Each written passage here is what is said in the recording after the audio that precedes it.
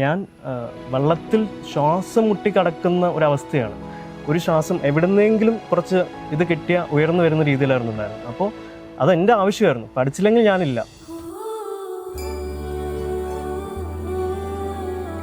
വീടിൻ്റെ ഒരു ലോൺ ഉണ്ടായിരുന്നു, ബാക്കി കുറേ കാര്യങ്ങളുണ്ടായിരുന്നു. അപ്പോൾ അതൊക്കെ ക്ലിയർ ചെയ്യാൻ വേണ്ടിയിട്ട് പിന്നെ ഒരു പ്രൈവറ്റ് കമ്പനിയിൽ ജോലി ചെയ്തു. അപ്പോൾ ഞാൻ അവിടെ നിൽക്കുന്ന ഒരു ഹിന്ദിക്കാരൻ്റെ അടുത്ത് പറഞ്ഞു, എൻ്റെ ഒരു ഫോട്ടോ എടുത്ത് തരണം. എൻ്റെ ഡ്രസ്സ് മൊത്തം റബ്ബറായിട്ട് ജോലി ചെയ്ത് അപ്പോൾ അവൻ എനിക്കൊരു ഫോട്ടോ എടുത്ത് തന്നു. ആ ഫോട്ടോ ഞാൻ സൂക്ഷിച്ചു വെച്ചു. കാരണം ഇനി ഒരു മാറ്റം ഉണ്ടാവും, അന്ന് ഈ ഫോട്ടോ ഒന്ന് കാണിച്ചു കൊടുക്കണം.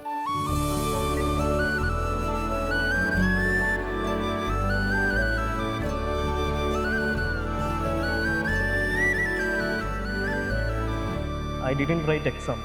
I just rewrote my life.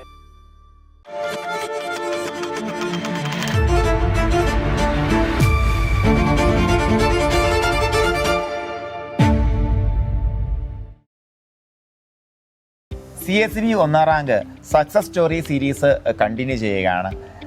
ഇന്ന് നമ്മൾ എത്തി നിൽക്കുന്നത് പാലക്കാട് ചെർപ്പളശ്ശേരി അടുത്തുള്ള നമ്മുടെ ഏറ്റവും പ്രിയപ്പെട്ട ഗോപു കൃഷ്ണയുടെ വീട്ടിലാണ്. അപ്പോൾ ഗോപു കൃഷ്ണനെ നിങ്ങൾ ഇൻസ്റ്റാഗ്രാം വഴിയൊക്കെ നിങ്ങൾക്ക് ഒരുപക്ഷെ പരിചയം ഉണ്ടായിരിക്കും. എസ്പെഷ്യലി കാരണം ഇദ്ദേഹത്തിൻ്റെ ഒരു സക്സസ് റീൽ അദ്ദേഹം തന്നെ എഡിറ്റ് ചെയ്തിട്ട് വളരെയധികം വൈറലായി പോയിട്ടുണ്ട്. മലപ്പുറം ജില്ലയിലെ പൊന്നാനി അതുപോലെ അണ്ടത്തോട് സർവീസ് സഹകരണ ബാങ്കിലും ഒന്നാം റാങ്ക് നേടി നിൽക്കുകയാണ് നമ്മുടെ ഗോപു.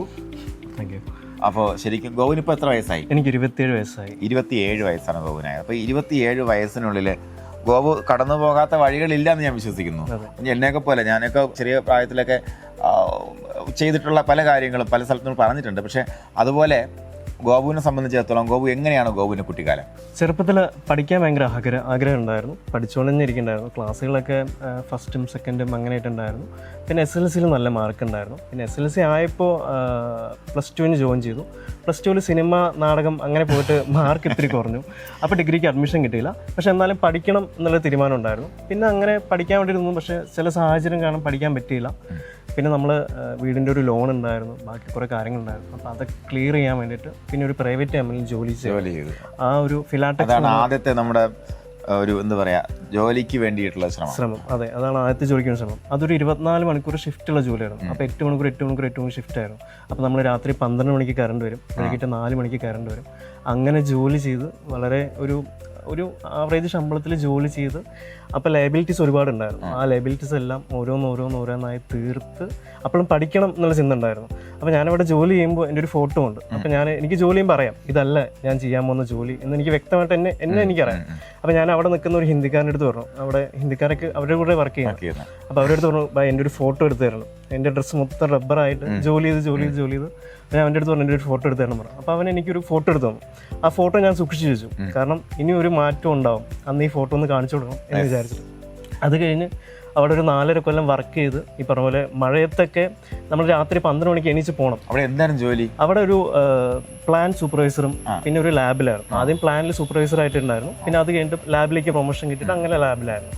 അപ്പോൾ നമ്മൾ രാത്രി 12 മണിക്കൊക്കെ ബാക്കി എല്ലാവരും കടന്നുറങ്ങായിരുന്നു. നല്ല മഴയുള്ള സമയത്ത് നമ്മൾ ഈ രാത്രി 12 മണിക്ക് എണീച്ച് പോകണം. അന്ന് നമ്മൾ ശപിക്കാത്തതായിട്ട് ആരുമില്ല. അങ്ങനെ ജോലി ചെയ്ത് ഓരോ ലയബിലിറ്റീസായിട്ട് തീർത്ത് അവസാനം ലയബിലിറ്റീസ് എല്ലാം ഒന്നായി ഒരു കുഴപ്പമില്ലാത്ത രീതിയിലായപ്പോൾ ഒന്ന് നമുക്ക് ഓക്കെ പിടിക്കാം എന്നുള്ള ലെവലാണ്. അതിനിടയിലാണ് വീട് എന്ന് പറഞ്ഞ സ്വപ്നം. സത്യത്തിൽ ഈ വീട് പഞ്ചായത്തിന്റെ വീടായിരുന്നു. അന്ന് മാമരെല്ലാരും കൂടെ ഇന്ദിരാഗാന്ധി യോജന അങ്ങനെ കിട്ടിയതായിരുന്നു. അപ്പോൾ അന്ന് ഈ വീടൊന്നും ഉണ്ടായിരുന്നില്ല, ജസ്റ്റ് ഒരു വീട് എന്നുള്ളൊരു ഇത് മാത്രമേ ഉണ്ടായിരുന്നു. അപ്പോൾ വീട് ഒന്ന് നേരാക്കണം എന്നുള്ള ചിന്തയും കൂടി ഉണ്ടായിരുന്നു. അങ്ങനെ അവിടുന്ന് കിട്ടിയ ഇതുകൊണ്ട് തന്നെ വീടും ഒന്ന് ഇപ്പം കാണുന്ന രീതിക്ക് വീടൊന്നും ആക്കിയെടുത്തു. അങ്ങനെ എല്ലാ ലയബിലിറ്റീസ് ഒന്ന് ലെവലായും തോന്നിയപ്പോൾ പഠിക്കണം എന്നുള്ള ചിന്ത വന്നു. പക്ഷേ 25-ാമത്തെ വയസ്സിൽ പഠിക്കണം എന്നുള്ള ചിന്ത വരുമ്പോൾ തന്നെ ഇനി അങ്ങോട്ട് പഠിക്കണം എന്നുണ്ടെങ്കിൽ അതിൻ്റെ ഫിനാൻഷ്യലും കൂടെ നമ്മൾ ഏറ്റെടുക്കണം എന്നുള്ളൊരു അവസ്ഥ വന്നു. കാരണം വീട്ടുകാരെ കൊണ്ട് സാധിക്കില്ല. അപ്പോൾ പിന്നെ എന്ത് ചെയ്യും എന്നുള്ള അടുത്ത ചിന്തയും. അപ്പോഴാണ് ദുബായിലേക്കൊരു ഇത് വരുന്നത്. അപ്പോൾ അന്വേഷിച്ചപ്പോൾ കുഴപ്പമില്ല, നമുക്ക് പോയിട്ട് ജോലി ചെയ്യാം എന്ന് വിചാരിച്ചു. അങ്ങനെ ദുബായിൽ പോയപ്പോൾ ഓരോ ദിർഹവും ഞാൻ സേവ് ചെയ്യേണ്ടായിരുന്നു. കാരണം എൻ്റെ കൂടെ ദുബായിൽ നിന്നുള്ള ആൾക്കാരൊക്കെ അവർ ശമ്പളം കിട്ടുമ്പോൾ ആദ്യത്തെ ശമ്പളം കിട്ടുമ്പോൾ ഐഫോൺ എടുക്കുന്നു, അല്ലെങ്കിൽ ബാക്കി കാര്യങ്ങൾ ചെയ്യുന്നു. ഞാനാണെങ്കിൽ ഒരു പുറത്ത് പോയിട്ടൊരു ചായ പോലും കുടിക്കാണ്ട് ഓരോ ദിർഹവും. കാരണം എനിക്കറിയാം അവിടെ അത്രയും വെയിലാണ്. അവിടെ ഒരു അഡ്നോക്ക് എന്ന് പറഞ്ഞ കമ്പനിയിൽ പെട്രോൾ അടിക്കുന്ന ജോലി. അപ്പോൾ നമ്മൾ അവിടെയും ഷിഫ്റ്റ് വൈസ് ജോലിയാണ്, 24 hours ഷിഫ്റ്റ് വൈസ് ജോലിയാണ്. ദുബായിലെ ചൂടെന്ന് പറഞ്ഞാൽ ഗംഭീര ചൂടാണ്. ആ ചൂടത്തിരുന്ന് നമ്മൾ പെട്രോൾ അടിക്കുമ്പോൾ വണ്ടിയുടെ ചൂടും കൂടെ വരും. അപ്പോൾ നമ്മൾ അവിടെ ചെന്ന് ആകെ ഇതായ അവസ്ഥയാണ്. പക്ഷേ ഓരോ ചൂടത്ത് പോയിട്ട് പണിയെടുക്കുമ്പോഴും മനസ്സിലുണ്ട് വാശിയുണ്ട്, ഇതല്ല നമ്മൾ. നമ്മൾ വരും എന്ന് പറഞ്ഞൊരിതുണ്ടായിരുന്നു. അപ്പോഴും ഫോട്ടോ എടുത്ത് സൂക്ഷിച്ചു. അപ്പോഴും ഫോട്ടോ എടുത്ത് സൂക്ഷിച്ചു. ഒരു ഫോട്ടോ എടുക്കണം, അപ്പോഴും ഫോട്ടോ എടുത്ത് സൂക്ഷിച്ചു. കാരണം എനിക്കറിയാം എന്നെ കുറിച്ച്, ഇതല്ല ഞാൻ എത്തും. അങ്ങനെ ദുബായിൽ ഒരു 1.5 കൊല്ലം കൊണ്ട് ഞാൻ ഉദ്ദേശിച്ചൊരു സേവിങ്സ് ആയി. തിരിച്ച് നാട്ടിൽ വന്നതും പിറ്റേ ദിവസം പോയിട്ട് JDC അപ്ലിക്കേഷൻ കൊടുത്തു. കാരണം എന്താ വെച്ചാൽ നമ്മൾ വരുമ്പോൾ തന്നെ മനസ്സിലൊരു പ്ലാൻ ഉണ്ടായിരുന്നു എന്ത് ചെയ്യണം. അങ്ങനെ IT സെക്ടർ നോക്കി, പിന്നെ CSCB സെക്ടർ നോക്കി.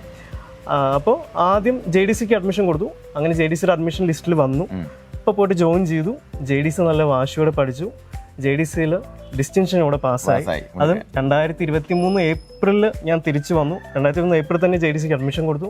2024 ഏപ്രിലിൽ JDC പാസ്സായി. പിന്നെ ഒരു വർഷം കൊണ്ട് 2025 ജൂണിൽ ജോലിയും കിട്ടി. അങ്ങനെ. അപ്പോൾ നിങ്ങൾ പ്രത്യേകം നോട്ട് ചെയ്യേണ്ട കാര്യം, നമ്മളിൽ പലരും അല്ലേ, എനിക്കൊന്ന് 90% ഓഫ് നമ്മുടെ യൂത്തും നമ്മൾ വിചാരിക്കുന്ന, നമ്മൾ ചിന്തിക്കുന്നത് നമ്മുടെ ലൈഫ് ആരൊക്കെയോ എങ്ങനെയൊക്കെയോ ചിന്തിച്ച വഴിയിൽ, അല്ലെങ്കിൽ ഈ പറഞ്ഞ പോലെ ദൈവം വരച്ചിട്ട വഴിയിൽ അങ്ങ് പോവുകയാണ്, നമ്മൾ അതിൻ്റെ കൂടെ ഒഴുകി പോവുകയാണെന്ന് ചിന്തിക്കുന്ന ആൾക്കാരാണ് കൂടുതൽ. പക്ഷെ അങ്ങനെ അല്ല എന്ന് കൃത്യമായിട്ട് വരച്ചിരിക്കുകയാണ് ഗോപു തൻ്റെ ജീവിതം കൊണ്ട്. അതായത് ഗോപുവിനെ സംബന്ധിച്ചിടത്തോളം ഗോപുവിന് വ്യക്തമായ പ്ലാനിങ് ഉണ്ട് അല്ലേ ഗോപു? പക്ഷേ എല്ലാ പ്ലാനിങ് പറഞ്ഞ പോലെ ദൈവം നമ്മളെ കൊണ്ട് ആക്കില്ല. കാരണം JDCയുടെ ഫൈനൽ എക്സാമിന് സമയത്തായിരുന്നു എൻ്റെ അച്ഛൻ ഒരു കെട്ടിടത്തിൻ്റെ മുകളിൽ നിന്ന് വന്നിട്ട് അങ്ങനെ ഇതായത്. കാരണം എല്ലാം നമ്മൾ വിചാരിച്ച പോലെ ആവില്ലല്ലോ. ചില പ്ലാനൊക്കെ ഈ പറഞ്ഞ പോലെ നമ്മളെ കൊണ്ട് നമ്മൾ വിചാരിക്കുന്ന പോലെ ആവും. പക്ഷെ ചില പ്ലാനുകൾ നമുക്ക് മീറ്റ് ചെയ്യാൻ പറ്റണമെന്നില്ല, അത് തമ്പുരാൻ നിശ്ചയിക്കും. അച്ഛൻ അങ്ങനെ ഞങ്ങളെ വിട്ട് പോയി. JDCയുടെ ഫൈനൽ എക്സാമിന് സമയത്തായിരുന്നു അത്. പക്ഷെ എന്നാലും അവിടെ തോറ്റില്ല, പഠിച്ച് അങ്ങനെ എത്തി എന്നുള്ളതാണ്. അച്ഛൻ്റെ വിയോഗം ഒക്കെ അതിൻ്റെ കൂടെ വരുന്നു. അപ്പോൾ സ്റ്റോറി കണ്ടിന്യൂ ചെയ്യുകയാണ്. അപ്പോൾ സഹകാരിലേക്ക് വരുന്നത് എങ്ങനെയാണ്? സഹകാരിലേക്ക് വരുന്നത് രാജേഷ് സാറിൻ്റെ ക്ലാസ്സുകളാണ്. കാരണം ഞങ്ങൾക്ക് JDC സെൻറ്ററിലൊക്കെ തന്നെ ലോ എടുക്കുന്നത് DR-മാരായിരിക്കും, ഡെപ്യൂട്ടി രജിസ്ട്രാർമാരായിരിക്കും. അപ്പോൾ അവരെ കൊണ്ടാവുന്ന വിധത്തിൽ ലോ നമുക്ക് പറഞ്ഞു തരും. പക്ഷേ ലോ എപ്പോഴും ഒരു പിടികിട്ട പുള്ളിയായിട്ട് നമ്മളെ കൊണ്ട് നടക്കും. നമുക്കത് പഠിക്കാൻ ഭയങ്കര ബുദ്ധിമുട്ടായിരുന്നു. അങ്ങനെ യൂട്യൂബിൽ സെർച്ച് ചെയ്യുമ്പോഴാണ് സഹകാരിയുടെ രാജേഷ് സാറിൻ്റെ ലോ ക്ലാസ്സാണ്. സാറിൻ്റെ ക്ലാസ് കാണുമ്പോൾ നമുക്കൊരു ഉന്മേഷമാണ്. ചിരിച്ചുകൊണ്ടുള്ള മുഖത്തോടു കൂടി സാറിൻ്റെ ക്ലാസ് തുടങ്ങും. നമ്മളത് കണ്ടിരിക്കും. എത്ര ബോറിങ് സബ്ജക്റ്റ് ആണെങ്കിലും സാറിൻ്റെ ക്ലാസ് 1 മിനിറ്റ് പോലും സ്കിപ്പ് ചെയ്യാണ്ട് സാറിൻ്റെ ക്ലാസ് കണ്ടു തുടങ്ങി. ആ ക്ലാസ്സുകൾ വീണ്ടും കിട്ടണമെന്നുള്ള ആഗ്രഹത്തോടു കൂടിയാണ് സഹകാരിയിലേക്ക് ജോയിൻ ചെയ്യുന്നത്. അതെ. പിന്നീട് അങ്ങോട്ട് സഹകാരിയിൽ വന്നു. അവിടെ ചിട്ടയായ പരിശീലനം കാര്യങ്ങളൊക്കെ ആയിട്ട്.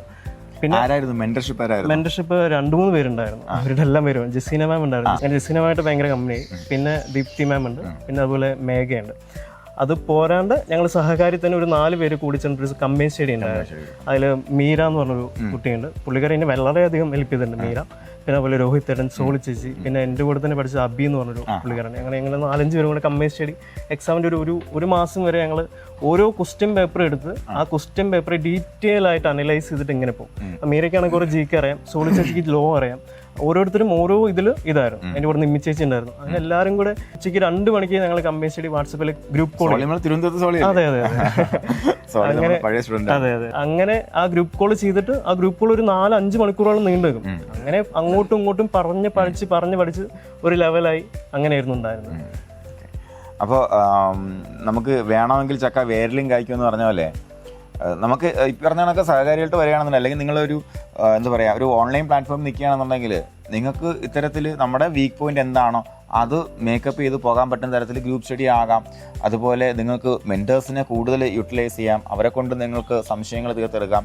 പക്ഷേ ഇതിൻ്റെ എല്ലാ അടിസ്ഥാനം എന്ന് പറയുമ്പോൾ നമ്മൾ ഇൻ നീഡായിരിക്കണം എന്നുള്ളതാണ് അല്ലേ? അതെ. കാരണം ഞാൻ വെള്ളത്തിൽ ശ്വാസം മുട്ടി കിടക്കുന്ന ഒരവസ്ഥയാണ്. ഒരു ശ്വാസം എവിടുന്നെങ്കിലും കുറച്ച് ഇത് കിട്ടിയ ഉയർന്നു വരുന്ന രീതിയിലായിരുന്നു ഉണ്ടായിരുന്നത്. അപ്പോൾ അതെൻ്റെ ആവശ്യമായിരുന്നു. പഠിച്ചില്ലെങ്കിൽ ഞാനില്ല. അപ്പോൾ ഉറക്കത്തിൽ പോലും സ്വപ്നത്തിൽ പോലും സ്വപ്നം കാണുന്ന ഓരോ ബുക്ക് വായിക്കുന്നതായിരിക്കും സ്വപ്നം കണ്ടത്. കാരണം സിനിമയെല്ലാം ഒഴിവാക്കി, ഇൻസ്റ്റാഗ്രാം ഒഴിവാക്കി, എല്ലാം ഒഴിവാക്കിയിട്ട് വെറും പഠിത്തം മാത്രം. രാവിലെ എണീച്ച് കഴിഞ്ഞാൽ പഠിക്കുക എന്നതിനപ്പുറത്തേക്ക് വേറൊരു ചിന്തയും ഉണ്ടായിരുന്നില്ല. ആ പഠിത്തം കൊണ്ട് മാത്രമാണ് 2ാമത്തെ എക്സാമിൽ തന്നെ അത് ക്രാക്ക് ചെയ്യാൻ പറ്റിയത്. അതും JDC കഴിഞ്ഞ് 1 വർഷം കഴിയുമ്പോഴേക്കും ജോലി കിട്ടി എന്നുള്ളതാണ് അതിൽ ഏറ്റവും വലിയ കാര്യം എന്ന് പറയുന്നത്. അപ്പോൾ അത് പലരും ഇതുപോലെ JDC കഴിഞ്ഞാലും HDC കഴിഞ്ഞാൽ പഞ്ചവത്സര പദ്ധതിയായിട്ട് നീട്ടിക്കൊണ്ട് പോകുന്നൊരു സ്വഭാവം പലർക്കും ഉണ്ട്. ഇപ്പോൾ കിട്ടി, അല്ലെങ്കിൽ ഇപ്പോൾ നോക്കാം അടുത്ത് വന്നിട്ടുണ്ട് എന്ന് വെയിറ്റ് ചെയ്യാം. അങ്ങനെ 2 മാസം വെയിറ്റ് ചെയ്തു, പിന്നെ 1 തുടങ്ങി. അപ്പോൾ നിങ്ങളെല്ലാവരും മനസ്സിലാക്കുക, ഈ ഒരു യാത്ര എന്നുള്ള ഒരൊറ്റ സ്ട്രീക്കാണ്. ആ ഒറ്റ സ്ട്രീക്കിൽ തന്നെ നമ്മൾ കിട്ടേണ്ടടുത്ത്, നമ്മൾ എത്തേണ്ടടുത്ത് എത്തണം. ഇൻ കേസ് എത്തിയില്ലെന്നും കുറപ്പുണ്ടെന്നുണ്ടെങ്കിൽ ആ സ്ട്രീക്ക് അവിടെ മുറിക്കരുത്. അത് അവസാന നിമിഷം വരെ കണ്ടിന്യൂ ചെയ്യുക. എപ്പോഴും നമ്മൾ പറയുന്നത് പോലെ ആദ്യത്തെ ഒപ്പിടുന്നവരെ പരിശ്രമിച്ചുകൊണ്ടിരിക്കുക, പഠിച്ചുകൊണ്ടിരിക്കുക. അപ്പോൾ ഉറപ്പായിട്ടും ഗോപുവിൻ്റെ ലൈഫിൽ നിന്ന് ഗോപുവിനൊരു സ്റ്റോറി, അല്ലെങ്കിൽ ഈ പറഞ്ഞ പോലെ ഒരു നല്ലൊരു സന്ദേശം നമ്മുടെ ഉദ്യോഗാർത്ഥിക്ക് കൊടുക്കാനുണ്ടായിരുന്നു, അതെ. അതൊന്ന് കൊടുക്കാം. അതായത് നിങ്ങൾ എത്ര കഷ്ടപ്പെടുകയാണെങ്കിലും നിങ്ങൾ ഒരിക്കലും പഠിത്തം നിർത്തരുത്. കാരണം എന്തായാലും ഇത് നമ്മുടെ അച്ഛൻ കാണുന്നു. അതെ, അച്ഛൻ കാണുന്നുണ്ട്. അത് എൻ്റെ അച്ഛനെ വിട്ടുപോയപ്പോൾ ഈ പറഞ്ഞ പോലെ പഠിക്കാനാണെങ്കിൽ നമ്മൾ ഒക്കെ ആ ഓർമ്മകൾ നമ്മുടെ മുന്നിലേക്ക് വരും. പക്ഷെ അവിടെ നിന്നില്ല, തുടർന്ന് വീണ്ടും പഠിക്കാമെന്ന് മാത്രമേ ചെയ്തിട്ടുണ്ടായിരുന്നുള്ളൂ. പിന്നെ പല മോട്ടിവേഷൻ വീഡിയോയിലും കാണുന്നത് നിങ്ങൾക്കൊരു ലക്ഷ്യമാണ്, നിങ്ങൾ ആ ലക്ഷ്യത്തിൽ എത്തുന്നതായിരുന്നു. അപ്പോൾ ഞാൻ ആ മോട്ടിവേഷൻ വീഡിയോ കാണുമ്പോൾ ഓക്കെ ലക്ഷ്യമുണ്ട്, എത്തുമോ നോക്കാം എന്നുള്ള ചിന്താഗതിയായിരുന്നു. പക്ഷെ ആ ലക്ഷ്യത്തിന് വേണ്ടി പരിശ്രമിക്കും കൂടി ചെയ്തപ്പോൾ ആ ലക്ഷ്യത്തിൽ എത്രയും പെട്ടെന്ന് എത്തിപ്പെത്തി എന്നുള്ളതാണ്. പിന്നെ അതിന് കൂടെ നിന്ന് വീട്ടുകാരും കൂടിയാണ്. കാരണം ഒരു 27-ാമത്തെ വയസ്സിൽ ഒരു റൂമിൽ അടച്ചിട്ടിരുന്നിട്ട് പഠിക്കാൻ വേണ്ടി ഞാൻ ഇരുന്നപ്പോൾ എൻ്റെ അച്ഛനും അമ്മയും ഏട്ടനും ആരും ഒന്നും പറഞ്ഞില്ല. നീ പഠിച്ചോ, നിനക്ക് പഠിക്കാനെന്ന് നീ പഠിച്ചോ എന്ന് മാത്രമേ അവർ പറഞ്ഞുള്ളൂ. അവരും കൂടെ തന്ന സപ്പോർട്ടും കൊണ്ട് മാത്രമാണ് ഇവിടെ എത്തിയത്. സഹകരണ സ്റ്റുഡൻസിനോട് പറയാനെന്ന് വെച്ച് കഴിഞ്ഞാൽ നിങ്ങൾക്കൊരു ലക്ഷ്യമുണ്ടെങ്കിൽ നിങ്ങൾ പണിയെടുക്കണം.